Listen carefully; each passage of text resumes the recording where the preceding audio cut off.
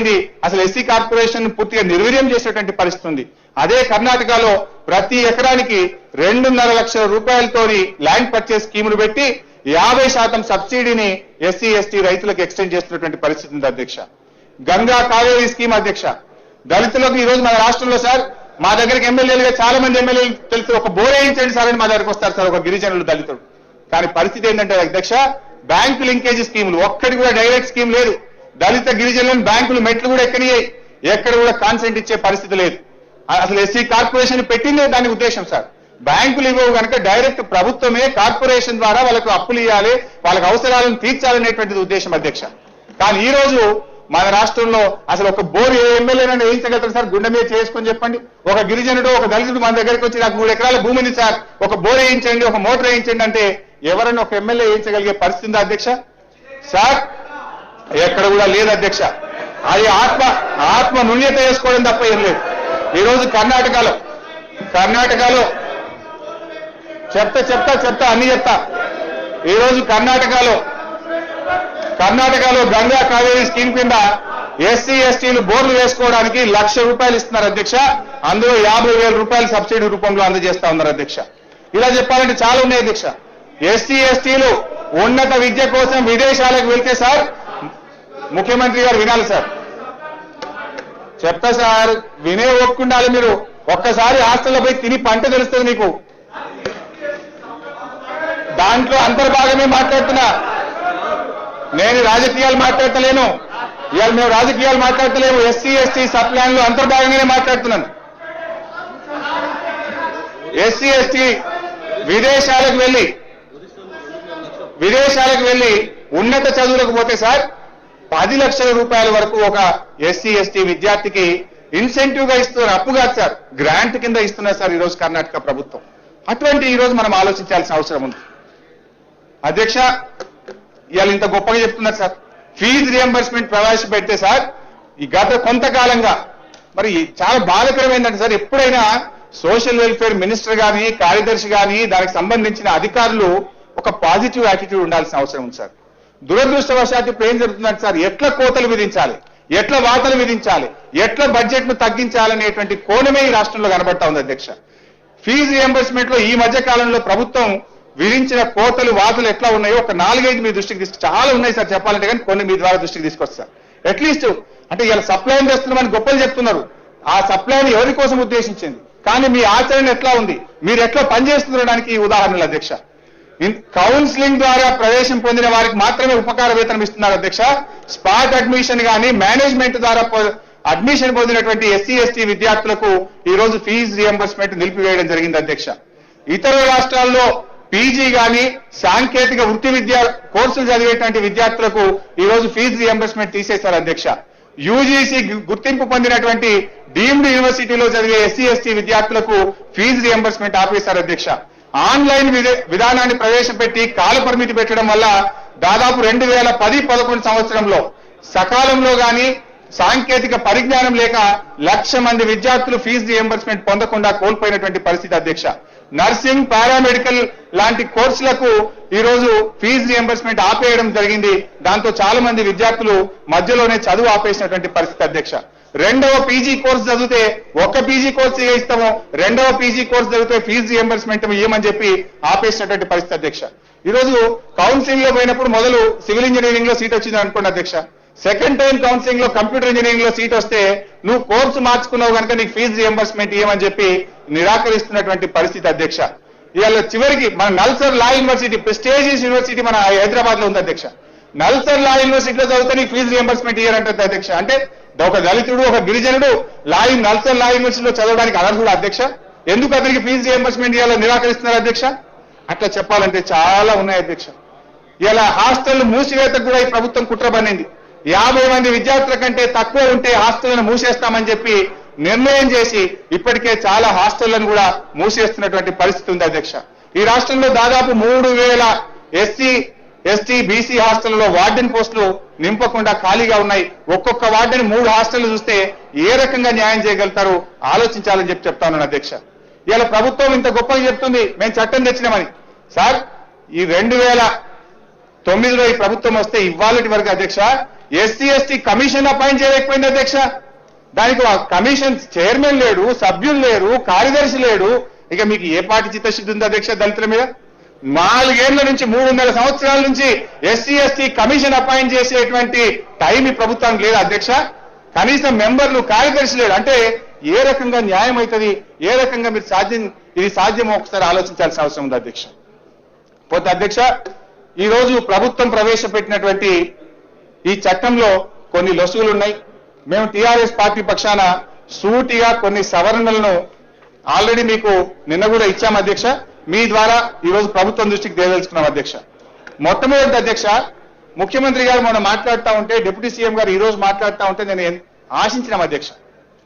ఇప్పుడు గత 30 ఏళ్లుగా ఎస్సీ ఎస్టీ నిధులు దారి మెల్లినాయని మనం అందరం చెప్తున్నాం. దాదాపు 25,000 కోట్ల రూపాయల ఎస్సీ ఎస్టీ సప్లాన్ నిధులు దారి మెల్లినాయని ప్రభుత్వం లెక్కలే చెప్తా ఉంది అధ్యక్ష. మేము ఆశించిన ముఖ్యమంత్రి గారు, డిప్యూటీ సీఎం గారు ఒక చారిత్రాత్మకమైన చట్టం చేస్తామన్నారు కదా, ఆ దారి మళ్లిన 25,000 కోట్లను కూడా సమీకరించి రాబోయే రోజుల్లో తిరిగి వాళ్ళ యొక్క దానికోసం ఖర్చు పెట్టారేమో, అది చట్టంలో ఎక్కడ చెప్తారని చెప్పి మేము చూసాం అధ్యక్ష. కానీ దాని గురించి ప్రభుత్వం ఒక్క మాట కూడా చెప్పలేదు. అందువల్ల మీ ద్వారా ప్రభుత్వానికి చెప్తా ఉన్నాం అధ్యక్ష, ఈ చట్టంలోనే ఒక కాల పరిమితి పెట్టండి. ఒకే సంవత్సరం 25,000 కోట్లు ఇవ్వలేకపోవచ్చు. ఓ 5 ఏళ్ళు తీసుకుంటారా, 4 ఏళ్ళు తీసుకుంటారా, సంవత్సరానికి ఒక 5-6 వేల కోట్లు ఈ రెగ్యులర్ గా వచ్చే బడ్జెట్ తో పాటు అదనంగా వాటిని కేటాయించి దారి మళ్లిన నిధులను ఎస్సీ ఎస్టీ నోడల్ ఏజెన్సీ ద్వారా తిరిగి వాళ్ళకి చెందే విధంగా ప్రభుత్వం ఇవ్వాలని చెప్పి మేము మీ ద్వారా డిమాండ్ చేస్తా ఉన్నాం అధ్యక్ష. ఈ నిధులు non divertible and non lapsable, ఇతర కార్యక్రమాలకు డైవర్ట్ చేయడానికి కానీ ఇవి ల్యాప్స్ కాకుండా ఉండాలి. కానీ ఈ రోజు చట్టంలో అది ఎక్కడ కూడా చెప్పలేదు అధ్యక్ష. నేను అధికారులతో మాట్లాడితే ఏమన్నారంటే అధ్యక్ష, మేము రూల్స్ లో ఎగ్జిక్యూటివ్ ఆర్డర్ లో ఇస్తామంటున్నారు. అయ్యా, గతంలో రూల్స్ ఇచ్చినాం, గతంలో ఎగ్జిక్యూటివ్ ఆర్డర్లు పెట్టినాం. నోడల్ ఏజెన్సీ ఇందాక చెప్పిన 2 ఏళ్లు ముఖ్యమంత్రి గారే మీటింగ్ పెట్టలే, ఎగ్జిక్యూటివ్ ఆర్డర్ ఇస్తే ఏముంది? ఇప్పుడు మేము కోరేది ఈ నాన్ డైవర్టబుల్, నాన్ ల్యాప్సబుల్ విషయాన్ని చట్టంలోనే రూపొందించాలి. ఈ మీరు చేసే అమెండ్మెంట్ లోనే దాన్ని ఇంక్లూడ్ చేయాలని చెప్పి కూడా కోరుతా ఉన్నాం అధ్యక్ష. మూడవది అధ్యక్ష,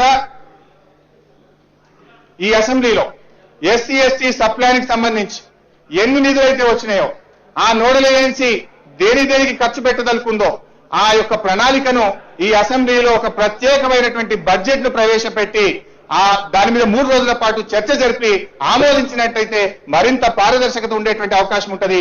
దాని అసెంబ్లీలో ఎస్సీ ఎస్టీ నోడల్ ఏజెన్సీ ద్వారా ఒక సపరేట్ బడ్జెట్ ప్రవేశపెట్టే విధంగా ఈ చట్టంలో ఒక సవరణ చేయాలని చెప్పి మీ ద్వారా ప్రభుత్వాన్ని కోరుతా ఉన్నాం అధ్యక్ష. అదేవిధంగా అధ్యక్ష, ఈ ఎస్సీ ఎస్టీ సప్లైన్ లో చేయబోతున్నటువంటి పనులు, నిర్ణయాలు, శాంక్షన్లు, ఖర్చు వివరాలను వెబ్సైట్ లో ప్రజలందరికీ కూడా అందుబాటులో పెట్టినట్టయితే ప్రజలు చూసుకునేటువంటి అవకాశం ఉంటుంది. ఆ వెబ్సైట్ లో ఓపెన్ టు ఎవ్రీబడి, ప్రతి విషయాన్ని కూడా అందులో పెట్టే విధంగా ఒక నిర్ణయం తీసుకోవాలి. దాన్ని కూడా ఈ చట్టంలో పొందుపరచాలని కోరుతా ఉన్నాం అధ్యక్ష. ముఖ్యమంత్రి గారి అధ్యక్షతను వేసేటువంటి హైయెస్ట్ కమిటీ ఏదైతే ఉందో అది ప్రతి 6 నెలలకు ఒకసారి సమీక్షిస్తుందని చెప్పారు.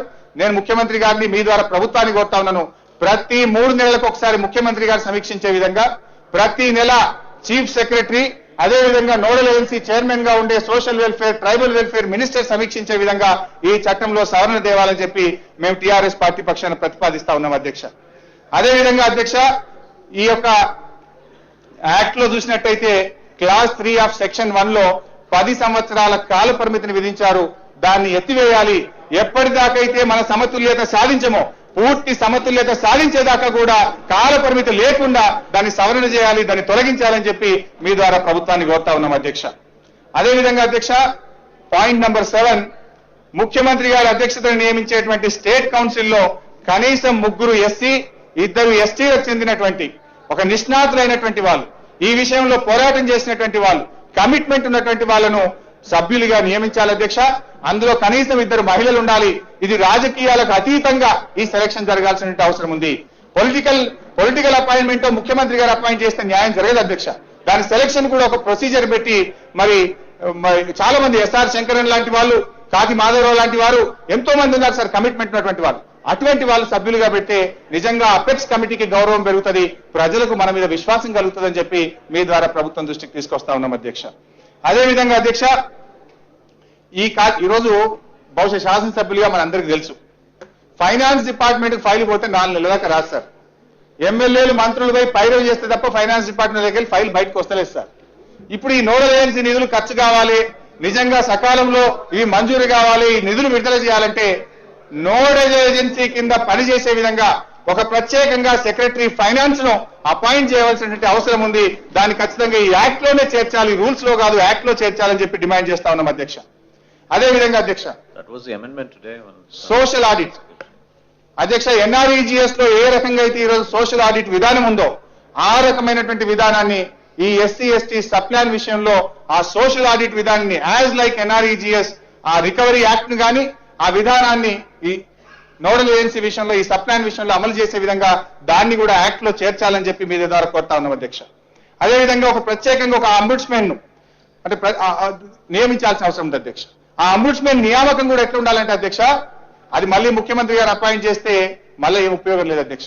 ఎట్లయితే మనం ఈరోజు ఇన్ఫర్మేషన్ యాక్ట్ లో కమిషనర్ సెలెక్ట్ చేస్తా ఉన్నాం, ఆ రకంగా ముఖ్యమంత్రి గారు, ప్రతిపక్ష నాయకుడు, లోకాయుక్త వారు ముగ్గురు కలిసి ఒక అంబుడ్స్మెన్ నియమించే విధంగా ఒక ప్రత్యేకమైనటువంటి వ్యవస్థను పెడితేనే, ఆ భయం ఉంటేనే ఈ రోజు ఈ నిధులు సక్రమంగా అమలైతాయి, ఆయా వర్గాలకు అవి చేరేటువంటి అవకాశం ఉంటుంది అధ్యక్ష. ఎందుకంటే అది లేకపోతే ఎప్పటిదాకైతే ఆ భయం ఉండదో, ఎప్పటిదాకైతే చట్టాలు స్ట్రింజెంట్ గా ఉండవో అప్పటిదాకా ఈ చట్టం సమగ్రంగా అమలు కాదు అనేది గత 30 ఏళ్ల మన అనుభవం నుంచి మనం తీసుకోవాల్సిన అవసరం ఉంది అధ్యక్ష. 10వ పాయింట్ అధ్యక్ష, ఈరోజు నాన్ డివిజబుల్ మరియు జనరల్ స్కీమ్స్, ఈ జనరల్ స్కీమ్స్ కు నాన్ డివిజబుల్ స్కీమ్స్ లో ఎస్సీ ఎస్టీ సప్లాన్ నిధులను తీసుకుపోయి దాంట్లో లెక్క చూపిస్తామంటే ఇక అది నిజంగా వాళ్ళ అభివృద్ధి జరగదు అధ్యక్ష. డాక్టర్ జాదవ్ కమిటీ గారు కావచ్చు, లేదా యూపీఏ లో ఉండే నేషనల్ డెవలప్మెంట్ కౌన్సిల్ కావచ్చు, దేశం పీసీ అలెగ్జాండర్ గారు ఇచ్చిన కమిటీలో కూడా చెప్పింది ఒకటే అధ్యక్ష, నిజంగా ఆ వర్గాలు అభివృద్ధి చెందాలంటే డైరెక్ట్ బెనిఫిట్ మీద దృష్టి పెట్టండి. ఈరోజు కేరళ అదే చేస్తుంది అధ్యక్ష. కేరళ ప్రభుత్వం ఏం చేస్తుంది అధ్యక్ష, ప్లాన్డ్ బడ్జెట్ లో వచ్చినటువంటి డబ్బుల్లో మొత్తం కూడా నోడల్ ఏజెన్సీకి తీసుకొని దాని నుంచి నేరుగా 60% నిధులను జిల్లా పరిషత్లకు, మున్సిపాలిటీలకు, మండల పరిషత్లకు ఇచ్చి ఎస్సీ ఎస్టీ బెనిఫిషరీస్ కు డైరెక్ట్ బెనిఫిట్ స్కీమ్స్ ను ప్రవేశపెట్టి 60% నిధులను ఈరోజు కేరళ డైరెక్ట్ బెనిఫిట్ ఖర్చు పెట్టడం ద్వారా చక్కటి సత్ఫలితాలను సాధించగలిగింది అధ్యక్ష. మిగతా 40% నిధులు అన్ని డిపార్ట్మెంట్లను కూడా అడిగి ఏ డిపార్ట్మెంట్ ప్రపోజల్ బాగుంటే ఆ డిపార్ట్మెంట్ కి ఇచ్చే విధానం ఉంది అధ్యక్ష. అందులో మేము కూడా కోరేది ఈ నాన్ డివిజబుల్ మరియు జనరల్ స్కీమ్స్ పేరు మీద ఈ సప్లాన్ నిధులు ఖర్చు పెట్టడానికి వీల్లేదు, దాన్ని యాక్ట్ లో చేర్చండి. మీరు 10% సీలింగ్ ను పెడుతూ దాన్ని ఏదో తీసుకొస్తున్నట్టు మేము చూసాం, దాన్ని దయచేసి సవరించాలి. Major irrigation projects, transport, power, health మీద ఖర్చు పెట్టి మేము సప్లాన్ నిధులు ఖర్చు పెట్టినామంటే అది నిజమైనటువంటి అభ్యున్నతిని మనం సాధించలేము. అది నిజంగా డాక్టర్ బాబాసాహెబ్ అంబేద్కర్ గారు సూచించినటువంటి స్ఫూర్తికి పూర్తిగా విరుద్ధం. దాన్ని ఎట్టి పరిస్థితుల్లో ఖర్చు పెట్టడానికి వీల్లేదు. ఆ క్లాజ్ ను విరమించుకోవాలి, దాన్ని డ్రాప్ చేయాలని చెప్పి మీ ద్వారా కోరుతా ఉన్నాం అధ్యక్ష. 11వ పాయింట్ అధ్యక్ష, ప్రపోర్షనేట్ టు పాపులేషన్ అధ్యక్ష. అయితే ఈ రోజు 2001 సెన్సెస్ ప్రకారంగానే మనకు 16.2% దళితులు, 6.6% గిరిజనులు ఉన్నారు అధ్యక్ష. ప్రపోర్షనేట్ టు పాపులేషన్ అన్నప్పుడు బహుశా రేపు ఎల్లుండో ఒక సంవత్సరంలోగా మనకు 2011 సెన్సెస్ రాబోతా ఉంది. 2011 సెన్సెస్ వస్తే ఆటోమేటిక్ గా ఇప్పటి వరకు తెలుస్తున్న దాని ప్రకారంగా 25%కు వారి జనాభా పెరిగేటువంటి అవకాశం ఉంది. ఎప్పుడు వాళ్ళ జనాభా పెరిగినా అదే రకంగా ప్రపోర్షనేట్ టు పాపులేషన్ ఎంత పెరిగితే అంత 2011 సెన్సెస్ వచ్చిన వెంటనే ఆ ప్రపోర్షనేట్ లోనే విద్య, ఉద్యోగాలు, నిధుల కేటాయింపులో కూడా రిజర్వేషన్ అమలయ్యే విధంగా కూడా ఈ యాక్ట్ లో దాన్ని రూపకల్పన చేయాలని చెప్పి మీ ద్వారా ప్రభుత్వాన్ని కోరుతా ఉన్నాం అధ్యక్ష. అధ్యక్ష, ఈరోజు ప్రభుత్వం మనం అందరూ కూడా ఈరోజు ఏం చూస్తారు అధ్యక్ష అంటే సప్లాన్ రాగానే నిధులు బాగా వస్తాయి, సీసీ రోడ్లు వేయొచ్చు, మోరీలు కట్టొచ్చు, కాంట్రాక్టర్లకు పనులు అప్పచెప్పొచ్చు. ఇవాళ స్ఫూర్తి మనం దానికి తీసుకోవాలి. మళ్ళీ అల్టిమేట్ గా ఈ నిధులన్నీ తీసుకుపోయి కాంట్రాక్టర్లకో లేకపోతే ఆ ఊర్లలో ఉండే పెద్ద మనుషులకు అప్పచెప్పేటువంటి విధానం కాకుండా నిజంగా టార్గెటెడ్ గ్రూప్స్ మీరు ఐడెంటిఫై చేయండి. ఎస్సీ ఎస్టీలో ఉండే విద్యార్థులను, మహిళలను ప్రత్యేకంగా వారిని గుర్తించి టార్గెటెడ్ గ్రూప్స్ కు ఆ యొక్క ఫలితాలు అందే విధంగా ఈ యాక్ట్ లో ఉన్నట్టయితే నిజంగా మన సత్ఫలితాలను, ఒక మార్పును ఈ సమాజం చూడగలుగుతుంది అధ్యక్ష. ఎందుకంటే ప్రభుత్వం చాలా పథకాలు పెట్టింది. ఇందిరా జలప్రభ అని ఈ మధ్య కాలంలో ఎన్ఆర్ఈజీఎస్ నిధులను తీసుకొచ్చి ఇందిరా జలప్రభ పెట్టింది. గతంలో సిఎల్డిపి పెట్టింది. ఏముంది ఇందిరా జలప్రభలో? తెలంగాణలో 10 ఎకరాలకు ఒక బోర్ వేసింది సార్. నేను ముక్కు నేలకు రాస్తా సార్, తెలంగాణలో ఎక్కడన్నా ఒక్క బోరు 10 ఎకరాలు గిట్ట పాలిచ్చినట్టయితే ఈ అసెంబ్లీలో ముక్కు నేలకు రావడానికి సిద్ధంగా ఉన్నా. ఇటువంటి ఆచరణ సాధ్యం కాని పథకాలు పెట్టకండి, కాగితాల కోసం పెట్టకండి, ఓట్ల కోసం పెట్టకండి. నిజాయితీతో, చిత్తశుద్ధితో గుండె మీద చేసుకొని ఏదైతే నిజంగా దళితుల బతుకుల్లో మార్పు తేగలుగుతామో అటువంటి పథకాలు ప్రవేశపెట్టాలి. దానికోసం మీరు ఆలోచన చేయండి, టార్గెటెడ్ గ్రూప్ ను ఐడెంటిఫై చేయండి అని చెప్పి మీ ద్వారా నేను ప్రభుత్వానికి